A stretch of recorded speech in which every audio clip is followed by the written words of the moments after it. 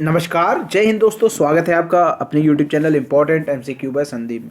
दोस्तों, हिंदी की तैयारी के क्रम में आज हम हिंदी का प्रैक्टिस सेट नंबर 2 लेकर आए हैं। इसमें हम 30 प्रश्नों को शामिल कर रहे हैं। इससे पहले हम हिंदी का टेस्ट 1 अपलोड कर चुके हैं। अगर आपने वो नहीं देखा तो नीचे डिस्क्रिप्शन में लिंक मिल जाएगा, वहाँ से जाकर उस हिंदी के टेस्ट को ज़रूर देख लीजिए। वहाँ पर हमने आपको 10 क्वेश्चन दिए थे और बोले थे 5 कम से कम सही होने चाहिए। यहाँ पर हम 30 में से 20 सही हों आपके, ये उम्मीद कर रहे हैं। जो भी प्रश्न का उत्तर आपको आता है नीचे कमेंट में जरूर बता दीजिएगा, वरना मैं तो सभी प्रश्नों के उत्तर आपको बताऊंगा ही बताऊंगा। साथ ही साथ एक विशेष प्रश्न भी लास्ट में पूछूंगा, उस प्रश्न का उत्तर आपको देना है नीचे कमेंट में। तो शुरू करते हैं आज का वीडियो को शुरू करने से पहले एक निवेदन, अगर आपने अभी तक चैनल को सब्सक्राइब नहीं किया तो चैनल को जरूर सब्सक्राइब कर लीजिए, क्योंकि पूरी तैयारी के वीडियो हम यहाँ पर आपको लगातार उपलब्ध करा रहे हैं। और अगर सब्सक्राइब नहीं करेंगे, घंटे का निशान नहीं दबाएंगे, तो आपको वीडियो के नोटिफिकेशन नहीं मिल पाएंगे। तो वीडियो को लाइक, शेयर और चैनल को सब्सक्राइब करके घंटे का निशान जरूर दबा लीजिए। शुरू करते हैं आज का वीडियो। यहाँ पर जो आपके सामने पहला क्वेश्चन है, निम्नलिखित में से कौन सा शब्द तद्भव है। आपको मालूम है कि दो तरीके के शब्द होते हैं, जैसे तद्भव और तत्सम। जो संस्कृत के शुद्ध शब्द होते हैं वो तत्सम शब्द कहलाते हैं, और जो किसी न किसी तरीके से कोई भी शब्द हिंदी भाषा में आ गया है किसी भी भाषा से और वो विकृत रूप में है और उसका प्रचलन अभी भी हम लोग उसी भाषा में उसी शब्द में करते आ रहे हैं, वो सब तत्सम कहलाते हैं। तो यहाँ पर यह पूछा गया कौन सा शब्द तद्भव है। तद्भव वही मतलब एक तरीके से कह सकते हैं अशुद्ध शब्द। अशुद्ध शब्द या कह सकते हैं कि हम लोग जो आम बोलचाल की भाषा में इस्तेमाल करते हैं वो शब्द हो गया आपका तद्भव। तो खेत प्रभु नाथ त्रिकुटी, तो यहाँ पर कौन सा ऑप्शन सही होगा। तद्भव की बात हो रही है तो खेत इसका होगा तद्भव शब्द। अब यहाँ पर तद्भव का प्रत्येक तद्भव शब्द का तत्सम शब्द होता है, तो खेत का जो तत्सम शब्द होगा क्षेत्र। आगे देखते हैं, अगला प्रश्न है निम्नलिखित में से कौन सा शब्द देशज है। देशज, ठीक है, ऐसे शब्द जिनकी उत्पत्ति के मूल का पता ना हो परंतु वे प्रचलन में हैं, ऐसे शब्द देशज शब्द कहलाते हैं। ये शब्द आमतौर पर क्षेत्रीय भाषा में प्रयोग किए जाते हैं। तो यहाँ पर आपके सामने 4 ऑप्शन दे रखे हैं, लाश, औरत, पतलून, धड़ाम। तो यहाँ पर जो धड़ाम शब्द है ये देशज है। आगे देखते हैं, छछूंदर के सिर पर चमेली का तेल, इसका क्या अर्थ है। मिथ्या आडंबर, अधिक पाने का लालच करना, योग्य व्यक्ति को अच्छी चीज़ देना, अयोग्य व्यक्ति द्वारा स्तरीय वस्तु का उपयोग। तो यहाँ पर छछूंदर के सिर पर चमेली का तेल ये है वस्तु का उपयोग। ये ऑप्शन नंबर डी इसका सही उत्तर हो जाएगा। अगला यहाँ पर जो प्रश्न है, ऋग्वेद का संधि विच्छेद करना है आपको। ऋग्वेद का संधि विच्छेद, तो ऋग्वेद यहाँ पर 4 ऑप्शन दे रखे हैं, ऋग प्लस वेद, री प्लस गवेद, ऋग प्लस वेद, री प्लस वेद। तो यहाँ पर ऑप्शन नंबर ए इसका सही हो जाएगा, ऋग प्लस वेद। और यहाँ पर कौन सी संधि है। 3 तरह की संधि होती हैं, स्वर संधि, व्यंजन संधि, विसर्ग संधि। तो यहाँ पर व्यंजन संधि है, ये आप देख सकते हैं का लगा हुआ है, यहाँ पर व्यंजन संधि है। प्रश्न संख्या 35 यहाँ पर जो है आपके सामने, अभ्यागत शब्द में कौन सा उपसर्ग है। अभ्यागत शब्द में उपसर्ग ढूंढना है। तो सबसे पहले इसको आपको तोड़ना आना चाहिए। 2 शब्द, इसको 2 अलग अलग शब्दों में तोड़ना आना चाहिए। अभ्यागत को तोड़ेंगे तो अभि प्लस आगत, ये हो गया आपका अभि प्लस आगत। ये हमने 2 शब्दों में तोड़ लिया। अब यहाँ पर पूछ रहे हैं उपसर्ग। उपसर्ग कौन सा होता है, जो पहले लगा होता है, ये है आपका अभि। ऑप्शन नंबर सी इसका सही उत्तर हो जाएगा। अगला प्रश्न है रमणीय। रमणीय में कौन सा प्रत्यय। अच्छा, प्रत्यय क्या होता है, प्रत्यय बाद में लगता है। तो रमणीय को भी आपको 2 शब्दों में तोड़ना होगा। तो उसको 2 शब्दों में अगर तोड़ेंगे तो वो हो जाएगा रम प्लस अनीय। ठीक, रम प्लस अनीय। तो यहाँ पर अनीय प्रत्यय हो जाएगा। ऑप्शन नंबर इसका ए सही हो जाएगा। यहाँ पर ये एक्स्ट्रा रा लगा हुआ है, इसको इग्नोर कीजिएगा। अगला प्रश्न है, श्री गुरु चरण सरोज रज, निज मन मुकुर सुधार, बरनौ रघुवर विमल जसु, जो दायक फल चाहे। तो ये हनुमान चालीसा का दोहा है। तो क्या है ये दोहा, सोठा रोला भरवय। तो इसमें आपको मैंने पहले ही बता दिया ये दोहा है, तो ऑप्शन नंबर ए टिक हो जाएगा। यहाँ पर दोहा की विशेषता होती है कि इसमें 24 मात्राएं होती हैं। प्रथम और तीसरे चरण में 13-13, दूसरे और चौथे चरण में 11-11 मात्राएं होती हैं। तो आप चाहे तो इसको गिन सकते हैं। और ये क्या है, दोहा है। और वैसे भी हम लोग ज़्यादातर इसका इस्तेमाल करते ही हैं हनुमान चालीसा में, तो ये हमें मालूम है कि ये दोहा है। अगर ये क्वेश्चन में आ जाए और आपको ना मालूम हो तब भी आप इसका आंसर सही ही करेंगे। इन शब्दों में कौन सा शब्द हिंदी शब्दकोश में सबसे अंत में आएगा? हिंदी शब्दकोश के अनुसार आपको मालूम है सबसे पहले छोटा फिर बड़ा आता है, इसी तरह शब्दकोश बनता है शब्दों के क्रम के आधार पर। तो यहाँ पर हिंदी शब्दकोश में सबसे पहले क्या आएगा, सबसे बाद में क्या आएगा, ये आपको पता होना चाहिए। तो अगर बात करें सबसे पहले कौन सा आएगा, सबसे पहले आएगा कृशाणु, ठीक। दूसरे नंबर पे आएगा कृषक, तीसरे नंबर पे आएगा क्रम और चौथे नंबर पे आएगा क्लीव। ऑप्शन नंबर ए इसका सही हो जाएगा। अगला यहाँ पर जो प्रश्न है, चराचरम में कौन सा समास है? चराचरम में कौन सा समास है ये आपको बताना है। तत्पुरुष, द्वंद्व, बहुव्रीहि, कर्मधारय। तो यहाँ पर आपको ये बताना है चराचरम में कौन सा समास है। तो अगर इसका आप समास विग्रह करेंगे तो आपको समझ में आ जाएगा कि इसमें कौन सा समास है।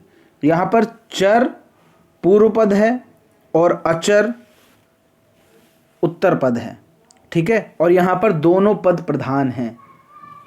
जब दोनों पद प्रधान होते हैं तो आपको पता होना चाहिए कौन सा समास होगा। यहाँ पर द्वंद्व समास होगा। अगला यहाँ पर जो प्रश्न है, शब्द का अर्थ स्पष्ट करने का कौन सा तरीका सर्वाधिक उपयुक्त है? वाक्य प्रयोग, व्याख्यान, भ्रमण या फिर चित्र निर्माण। तो शब्द का अर्थ स्पष्ट करने के लिए सबसे अधिक उपयुक्त तरीका है वाक्य का प्रयोग करना। अगला यहाँ पर जो प्रश्न है, भाषा शिक्षण की पद्धति नहीं है।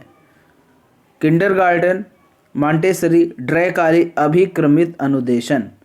तो यहाँ पर अभिक्रमित अनुदेशन जो है वो भाषा शिक्षण की पद्धति नहीं है।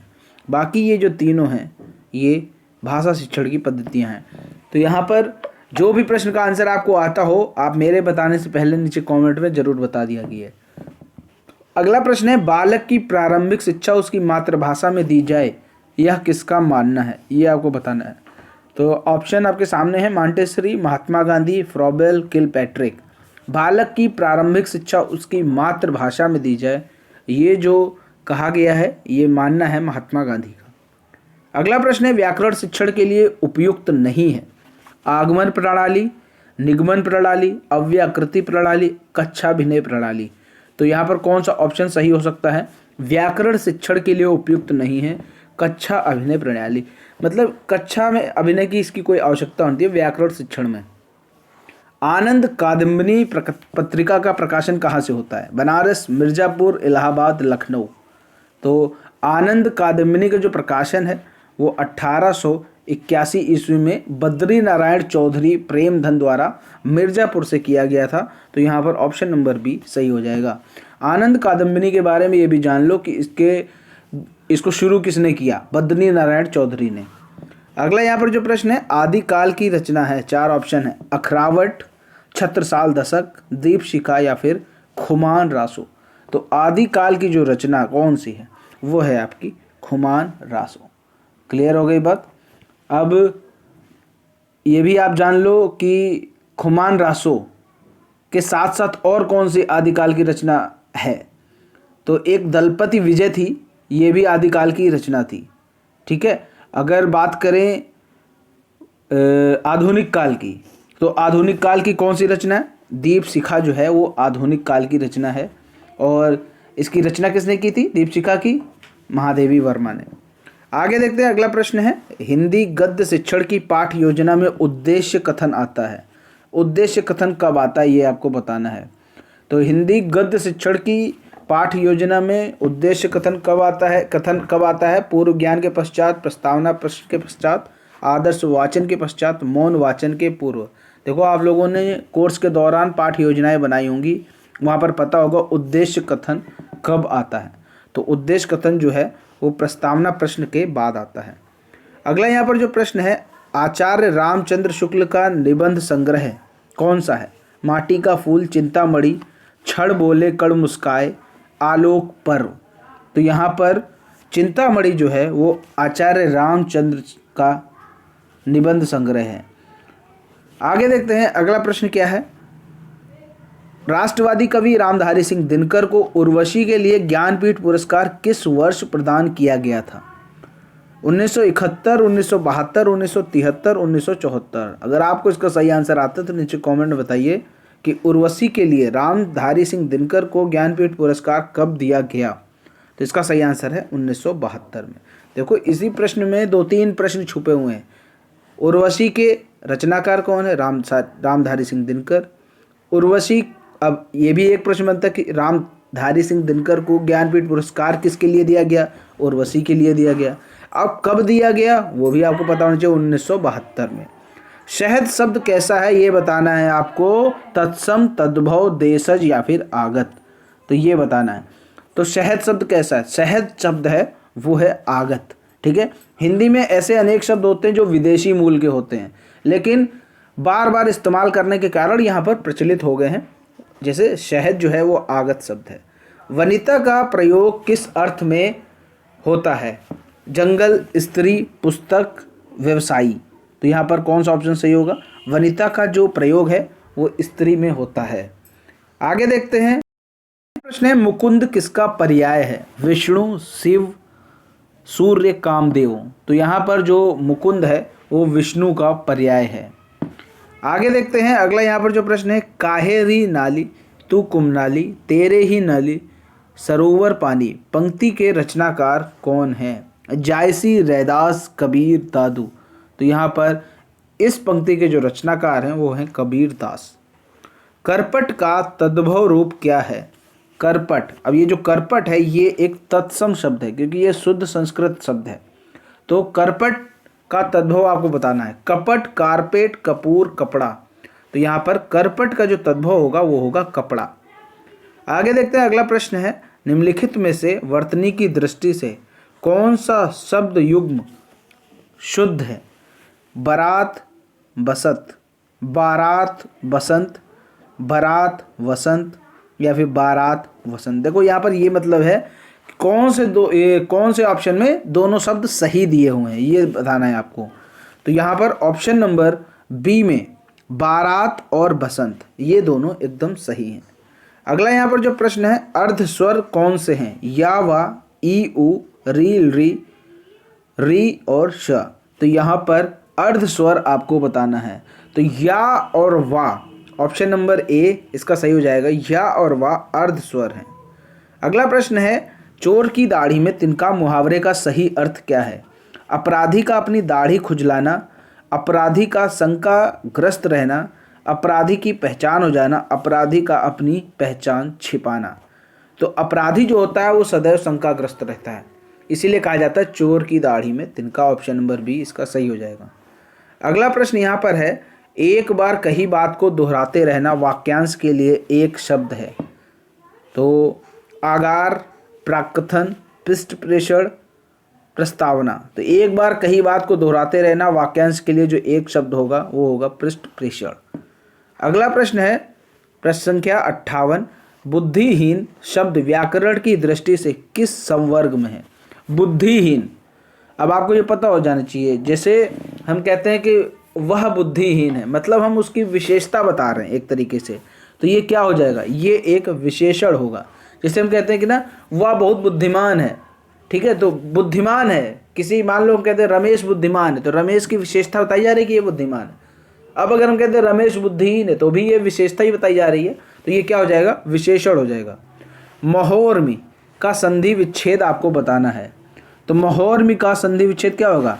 महा प्लस ऊर्मी, ठीक। ऑप्शन नंबर इसका ये सी सही हो जाएगा, महा प्लस ऊर्मी। तो यहाँ पर अब आप ये बताओ, नीचे कमेंट में बताओ कि महा प्लस ऊर्मी में कौन सा संधि है, कौन सी संधि है ये आपको बताना है। नीचे कमेंट में फटाफट बताओ। अगला प्रश्न है, समष्टि का विपरीतार्थी है यानी विलोम है, विशिष्ट, अशिष्ट, अपुष्टि या फिर व्यष्टि। समष्टि का विपरीतार्थी शब्द है व्यष्टि। तो यहाँ पर इस तरह हमने 30 क्वेश्चन इस वीडियो में कंप्लीट किए। इस वीडियो में आपके लिए दो प्रश्न है, मान लो। एक तो महोर्मी में आपको ये बताना है कौन सी संधि है, और दूसरा प्रश्न मैं आपसे पूछने जा रहा हूँ। दूसरा प्रश्न ये है कि एक वाक्य है, पेड़ से बंदर कूदा, पेड़ से बंदर कूदा, इसमें कारक कौन सा है? आपको हम ऑप्शन भी दे देते हैं, अपादान कारक, कर्म कारक, संप्रदान कारक या फिर करण कारक। पेड़ से बंदर कूदा, इसमें कारक कौन सा है? अपादान कारक, कर्म कारक, संप्रदान कारक या फिर करण कारक। तो इस वीडियो में 2 प्रश्न आपके लिए हैं, उनका आंसर नीचे कमेंट में फटाफट बता दीजिए। वीडियो पसंद आया हो तो वीडियो को लाइक और शेयर किए बगैर मत जाइएगा और चैनल को जरूर सब्सक्राइब कर लो, क्योंकि इसी से आपको आने वाले वीडियो का नोटिफिकेशन मिलेगा। मिलते हैं दोस्तों अगले वीडियो में, तब तक के लिए जय हिंद, जय भारत।